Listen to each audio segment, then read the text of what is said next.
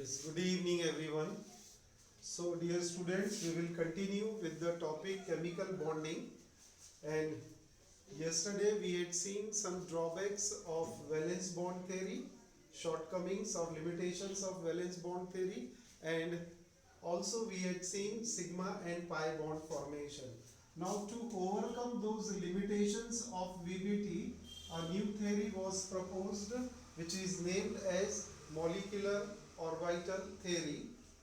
So इसके कुछ salient features है that we will take down today. Salient features of MOT, salient features of MOT. ठीक है, चलिए you have to take down क्योंकि ये आपके टेक्स्ट बुक में प्रॉपरली नहीं दिया हुआ है.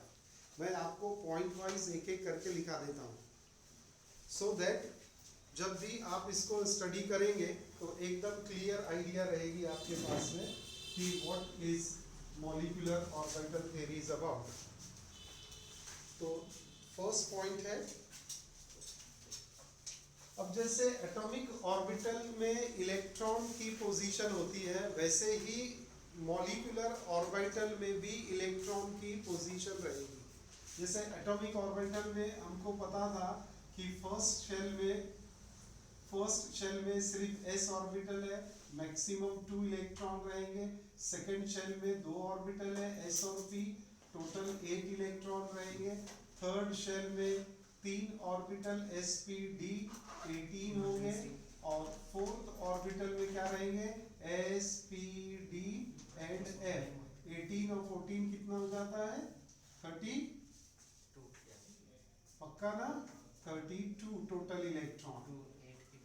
ओके हाँ जी, तो 18 14 तो हमने उसका ऐड किया तो कितना है 2 8 18 32. ये distribution of electron in various orbital, this is what we call as atomic orbitals. अभी लिखना नहीं है इसको, ये एटॉमिक ऑर्बिटल्स है, इसमें इलेक्ट्रॉन का डिस्ट्रीब्यूशन है. ऐसा सेम मॉलिक्यूलर ऑर्बिटल जब बनेंगे उसमें भी इलेक्ट्रॉन का ऐसा ही डिस्ट्रीब्यूशन रहेगा.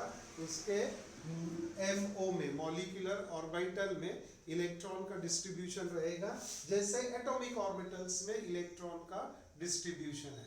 जैसा कल हमने डायग्राम में आपको बताया था कि 2 हाइड्रोजन एटम अगर लेते हैं हम, है ना, और दोनों के पास एक एक इलेक्ट्रॉन है तो इसका 1s1 और इसका 1s1, इसका भी 1s1, यानी एक इलेक्ट्रॉन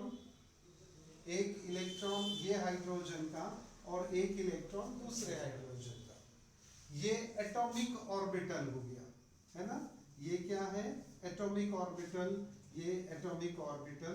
अब इसको जब लीनियरली कंबाइन करेंगे तो ये कन्वर्ट होगा मॉलिक्यूल में. 2 एटम को कंबाइन करेंगे तो मॉलिक्यूल बनेगा.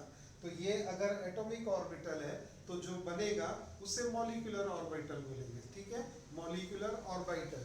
और ये मॉलिक्यूलर ऑर्बिटल में भी इलेक्ट्रॉन का डिस्ट्रीब्यूशन वैसा ही रहेगा जैसा डिस्ट्रीब्यूशन उसके एटॉमिक ऑर्बिटल में था, यानी वैसे ही सीक्वेंस जैसे 1s2 2s2 2p6 3s2 3p6 4s2 3d10 4p6 like this. ऐसा ये डिस्ट्रीब्यूशन है, लेकिन थोड़ा हटके सीक्वेंस रहेगी. वो क्या रहेगी सीक्वेंस, वो सीखना है अभी हमको. ठीक है, तो कल मैंने ये भी बताया था कि इसे हम सिग्मा कहते हैं और इसे सिग्मा स्टार कहते हैं. जो सिग्मा यहाँ बॉन्ड बना इसकी एनर्जी कम हो गई है ना, डाउन दिख रही है एनर्जी. ये फर्स्ट एनर्जी लेवल, ये फर्स्ट एनर्जी. जब भी बॉन्ड बनता है तो एनर्जी कम होती है, इसीलिए ये बॉन्डिंग मॉलिक्यूलर ऑर्बिटल बोलते हैं इसको, बॉन्डिंग MO. और ये है anti bonding MO, anti bonding MO. Electron का डिस्ट्रीब्यूशन वैसा ही है. जैसे आपने H2 मॉलिक्यूल बनाया था तो किस तरह से H2 मॉलिक्यूल बनाया था आपने, कि ये दो hydrogen atom opposite electron overlap करेंगे और आपको क्या मिलेगा, H2 मॉलिक्यूल मिला क्या, H2 मॉलिक्यूल। Yes sir. तो यहाँ क्या दिख रहा है हमको, बॉन्डिंग दिख रहा है, ये बॉन्ड बन गया H और H के बीच में कोवलेंट बॉन्ड, इलेक्ट्रॉन पेयर आ गया बॉन्डिंग वाला। ये डायग्राम में भी वैसे ही दिख रहा है आपको। बस तो पहला जो सेलिएंट फीचर रहेगा कि लिखेंगे आप electrons in a molecule, electrons in a molecule are present in the various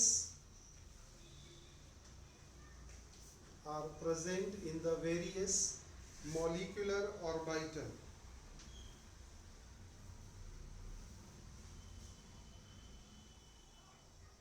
as the electrons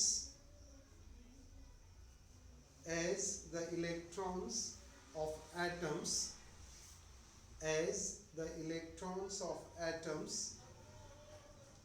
are present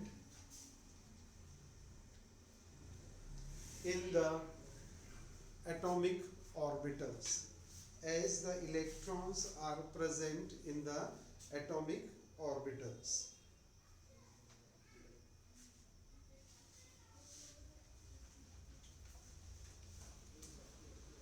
second feature लिखेंगे, the atomic orbitals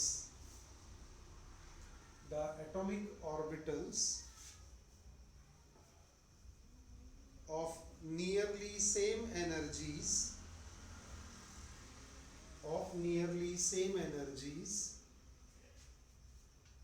and proper symmetry can combine.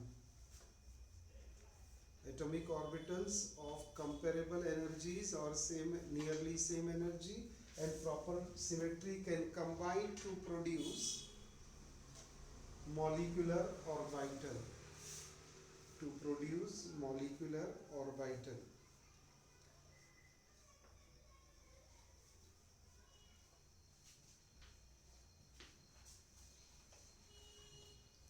Third postulate, an electron in an atomic orbital, अभी atomic orbital को AO लिखो और molecular को MO लिखो, है ना। क्या लिख रहे थे सेंटेंस,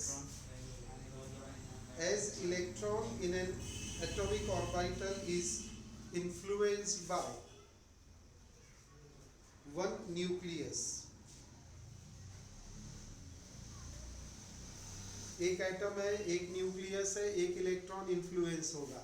लेकिन मॉलिक्यूलर ऑर्बिटल में क्या है, दोनों न्यूक्लियस इलेक्ट्रॉन को इन्फ्लुएंस करेगी। But in MO it is influenced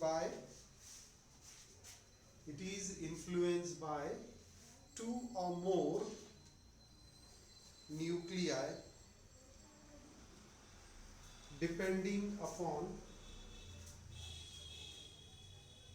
the number of atoms, two or more nuclei depending upon number of atoms in molecule.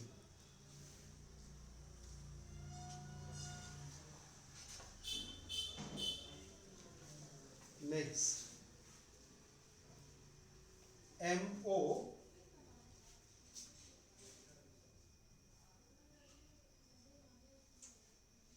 ऐसा लिखना, the number of MO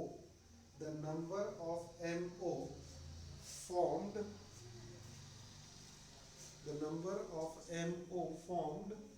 is equal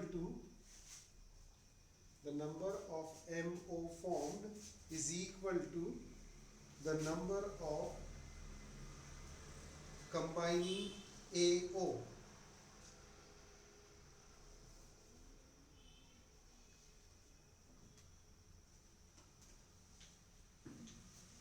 next line में, for example, if two AOs are combined, if two AOs are combined, two MOs are formed, two MOs are formed. One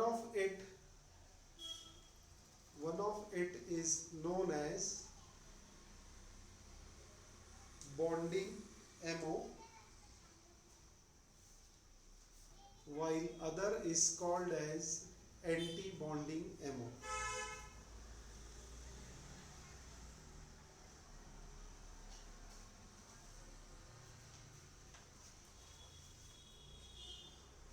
Next, the bonding MO. Next one, the bonding MO has lower energy, while anti-bonding MO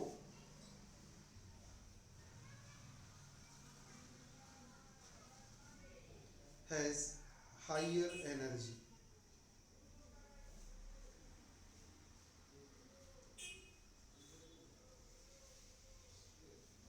As a result, bonding MO are more stable. As a result, bonding MO are more stable than anti-bonding MO.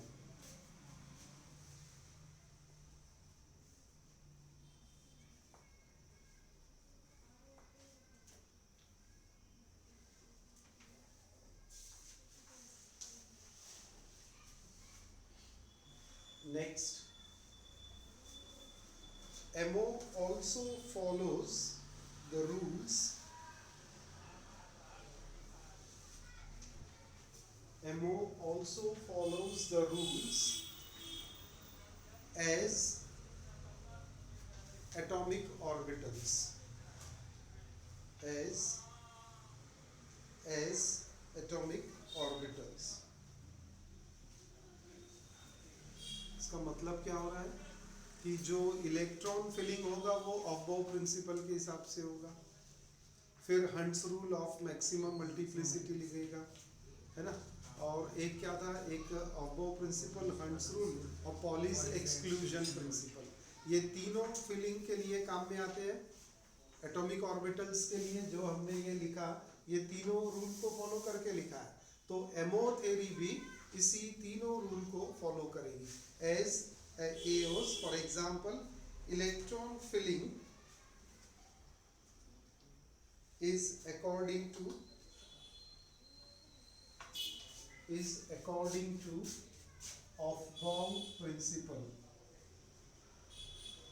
Aufbau principle. Aufbau principle, comma, Pauli's exclusion principle. Pauli's exclusion principle and Hund's rule of maximum multiplicity.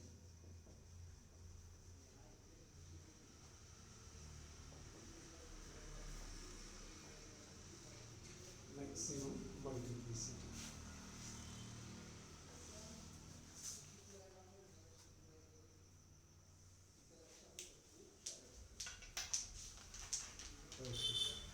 अब आप लिखेंगे formation of molecular orbitals. हाँ, next, formation of molecular orbitals.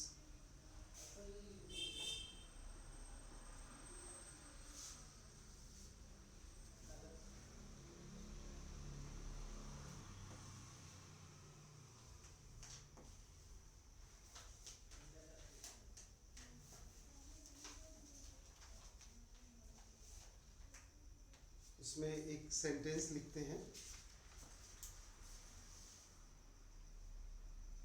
Linear combination of atomic orbitals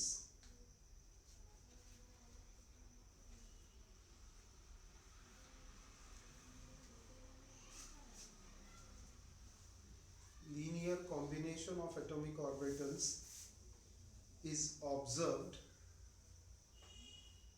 during the formation of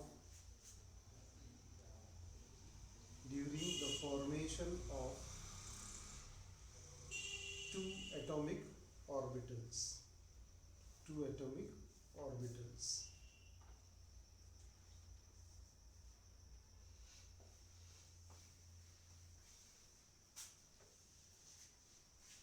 अब linear combination यानी ये overlapping है और ये कॉम्बिनेशन है, इसको ओवरलैपिंग नहीं बताया, just they are combining and forming a bond. तो बॉन्डिंग एमओ और एंटी बॉन्डिंग एमओ, इसकी एनर्जी लोअर है, लोअर एनर्जी, और यहाँ पर ये हाइयर एनर्जी, और उसका उल्टा स्टेबिलिटी में आ जाएगा इफेक्ट कि जिसकी एनर्जी ज़्यादा रहती वो कंपैरेटिवली अनस्टेबल होता, और जिसकी एनर्जी कम है वो ज़्यादा स्टेबल होगा। ओके, अब यहाँ पर नेक्स्ट साइड हेडिंग उसी के नीचे लिखो, linear combination of two s orbitals.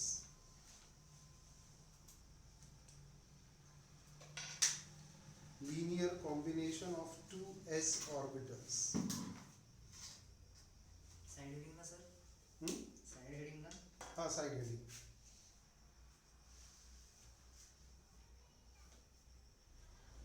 Linear combination of two s orbitals, linear combination of two s orbitals। अब s ऑर्बिटल क्या स्फेरिकली सिमेट्रिकल है, स्फेरिकली सिमेट्रिकल है, यहाँ पर एक s ऑर्बिटल है, यहाँ एक s ऑर्बिटल है, गर्म हो रहा है थोड़ा, है ना। तो ये स्फेरिकली सिमेट्रिकल, ये स्फेरिकली सिमेट्रिकल, कहीं से भी ओवरलैप करो तो कोएक्सियल ओवरलैपिंग होगी, कैसे भी दोनों को कंबाइन करो तो वो कॉम्बिनेशन जो रहेगा वो सिमेट्रिकल कॉम्बिनेशन होगा। इसीलिए यहाँ पर आपको एक बॉन्डिंग मिलेगा और एक एंटी बॉन्डिंग। अगर यहाँ फिर से हम ड्रॉ करें, ये दोनों सिमेट्रिकल लिया, अपोजिट स्पिन है, तो बॉन्डिंग और एंटी बॉन्डिंग में आपको किस तरह से ये पॉइंट मिलेंगे ये देख लीजिए। अब बॉन्डिंग में ऐड होंगे और एंटी बॉन्डिंग में सब्सट्रैक्ट होंगे। बॉन्डिंग में ऐड हो जाएंगे, एंटी बॉन्डिंग में सब्सट्रैक्ट होंगे। ऐड क्या होंगे? 1s प्लस 1s, सही है। तो हमें मिलेगा एक सिंगल मॉलिक्यूल, उसमें दो न्यूक्लियस रहेंगे, दो इलेक्ट्रॉन है तो दो न्यूक्लियस अपने को ऐसे दिखेंगे। ये बॉन्डिंग एमओ बोलेंगे, बॉन्डिंग एमओ, सिग्मा 1s, इसको सिग्मा स्टार लिख दिया, अब आपके बुक में गलत आ गया। बॉन्डिंग एमओ सिग्मा 1s, ये वाला डायग्राम मैं आपको समझा रहा हूँ, ये वाला गुणा है ना। तो उसमें सिग्मा स्टार ऊपर में आता है, सिग्मा नीचे रहेगा, ठीक है, सिग्मा। Okay, next. और ये इसका अपना एनर्जी लेवल है, तो ये एनर्जी लेवल डाउन हो रहा है, ये एनर्जी लेवल, तो ये ग्राउंड स्टेट एनर्जी लेवल। अब जब ये सब्सट्रैक्ट होंगे तो सब्सट्रैक्शन किसका होगा? 1s माइनस 1s, तो मिलेगा हमें एंटी बॉन्डिंग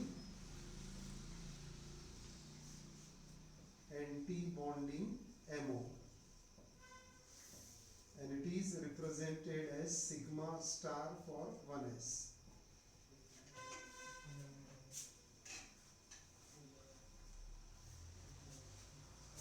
और ये माइनस हो रहे हैं, तो ये दोनों अलग अलग मिलेंगे, कंबाइन नहीं हो रहे ना, रिपल्शन हो रहा है, जैसा हमने एनर्जी का समझा था। वो डायग्राम याद आ रहा होगा आपको।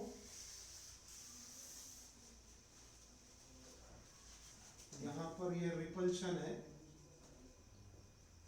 और ये अट्रैक्शन है। ऐसा ही कुछ यहाँ पर लॉजिक भी लगाना है कि जब वो दोनों कंबाइन होंगे तो बॉन्डिंग बनाएंगे, ये स्ट्रक्चर मिलेगा, और एंटी बॉन्डिंग जब माइनस होगा तो ये स्ट्रक्चर मिलेगा, और ये दोनों के बीच में एक नोडल प्लेन रहेगा। ये भी कैलकुलेशन के लिए आता है बाद में, नोडल प्लेन। तो नोडल प्लेन क्या है यहाँ पर, या आप सिर्फ अभी प्लेन ही लिखो, नोडल प्लेन हम बाद में दिखा देंगे आपको। एक्चुअल नोडल प्लेन दिखाएंगे जब पी ऑर्बिटल कंसीडर करेंगे। ये प्लेन है जो दोनों ऑर्बिटल को डिवाइड कर रहा है, प्लेन। यहाँ ये प्लेन नहीं है ना, तो ये linear combination of two s orbital हो गया। अब linear combination of p orbitals देखेंगे।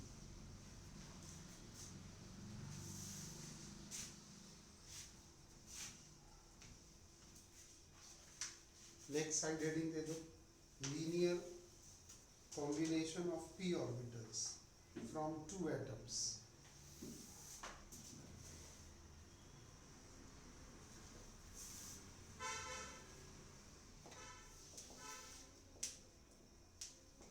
Of p orbitals. एक काम कीजिए, एक काम कीजिए, एक काम कीजिए, आप यहाँ पर ये एग्जाम्पल लिख के कर लो ना, ज़्यादा आसान हो जाएगा, क्योंकि s ऑर्बिटल ही है इसमें। तो ये डायग्राम बना लो बेटा। ये सब तो लिखा ही हमने, सिग्मा s, ये सिग्मा 1s और ये सिग्मा स्टार 1s। ये ले लो प्लीज, और फिर उसके बाद हेडिंग दे देंगे linear combination of p orbitals. अब p ऑर्बिटल्स तो हमें पता है डम्बल शेप होते हैं, and they are directed towards the 3 axis, px py, atomic orbitals की बात कर रहे हैं, है ना।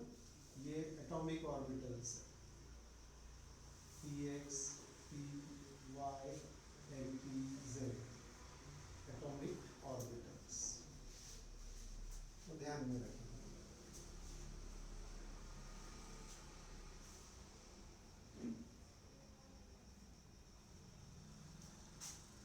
p orbital same along same axis हो सकते हैं, कोएक्सियल ओवरलैपिंग हमने पढ़ा था। They can overlap in a coaxial manner and create a sigma bond.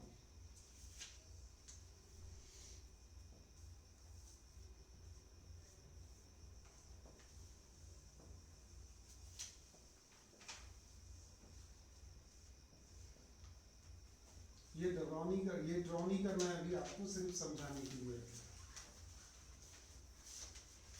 तो ये फिर से सिग्मा बॉन्ड बनेगा।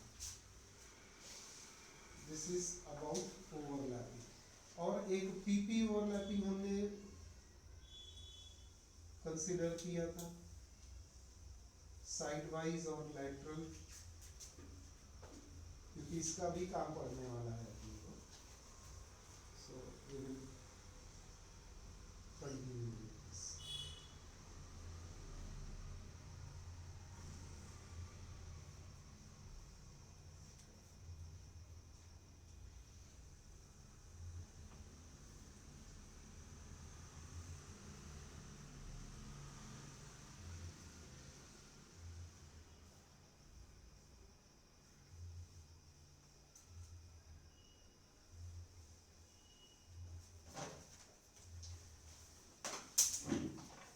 रीजन ऑफ ओवरलैप यहाँ ये मिल गया, और ये रीजन ऑफ ओवरलैप, ये कौन सा बॉन्ड बना रहा है, पाई बॉन्ड। यहाँ कौन सा बॉन्ड बना, सिग्मा बॉन्ड। ये पी वाई ओवरलैप किया साइड वाइज, और lateral overlapping will provide pi bond.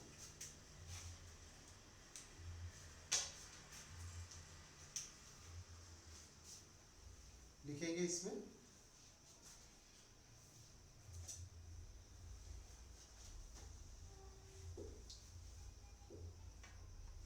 if we consider Z, if we consider Z to be the internuclear axis, if we consider Z to be the internuclear axis, Z to be the internuclear axis, then linear combination of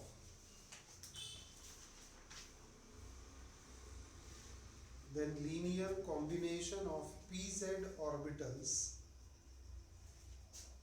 linear combination of pz orbitals linear combination of pz orbitals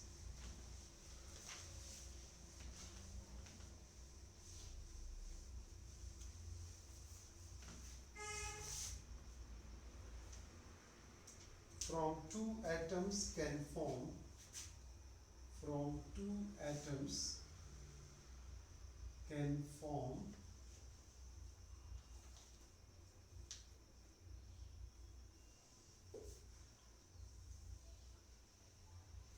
sigma 2pz, sigma 2pz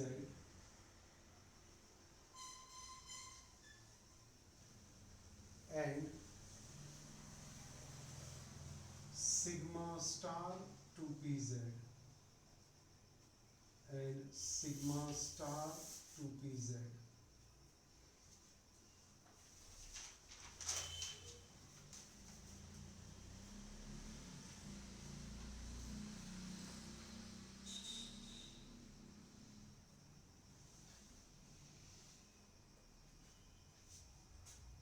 Molecular orbital, sigma star 2pz molecular orbital.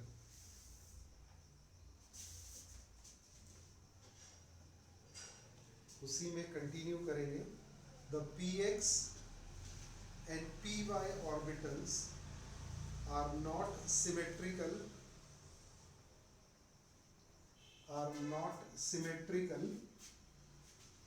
along the bond axis, are not symmetrical along the bond axis,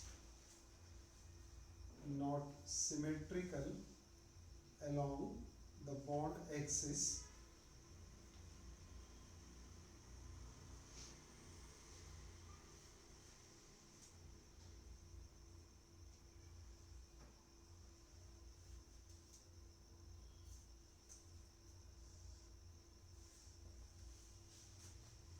they have a positive lobe, they have a positive lobe above the axis and negative lobe below the axis, negative lobe below the axis.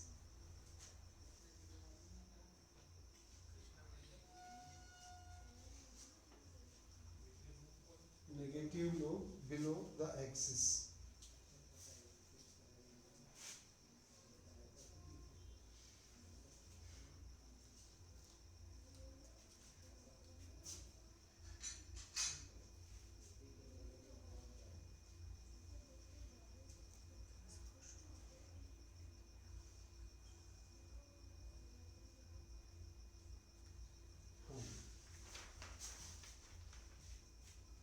Hence, linear combination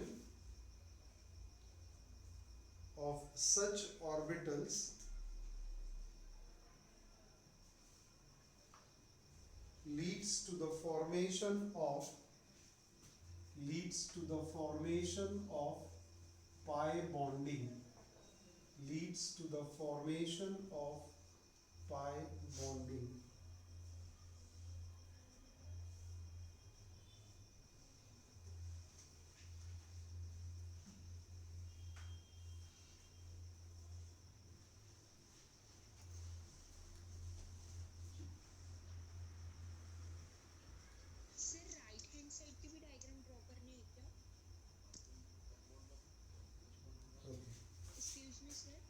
these are designated as Excuse me, sir. मैं कुछ लिखा रहा था, मैं diagram बनाने में चला गया. क्या लिखा है सेंटेंस? सर आपको बुला रहे हैं कोई Leads to the formation of pi bonding pi bonding and pi star bonding, pi star anti-bonding, designated as pi bonding and pi star anti-bonding orbitals. Pi star anti-bonding. Yes, any difficulty?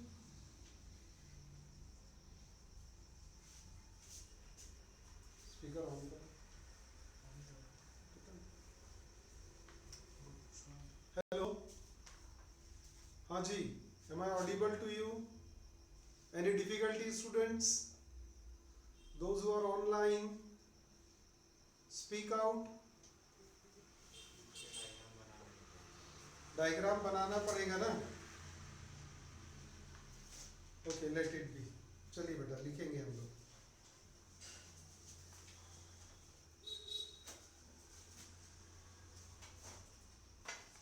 एक sentence और लिखते हैं.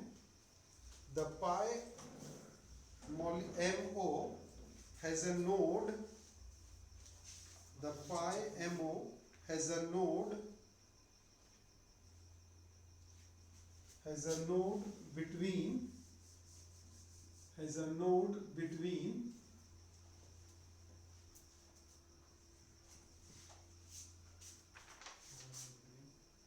Between the nuclei. Has a node between the nuclei. Sir 4 minute बाकी है Has a node between the nuclei. चलिए diagram को देखते हैं. ये पाई स्टार पी और ये पाई पी, यानी ये पाई बॉन्डिंग होगा और ये वाला एंटी बॉन्डिंग होगा. अब इसके बीच में नोड कहाँ दिख रहा है? ये वाला. ये जो लाइन है ये नोडल लाइन है. ऊपर के लोब्स और ये नीचे के लोब्स. ऊपर के लोब क्या पॉजिटिव बोला है? ऐसा कुछ लिखा है क्या? Positive lobes on the above and negative lobes below.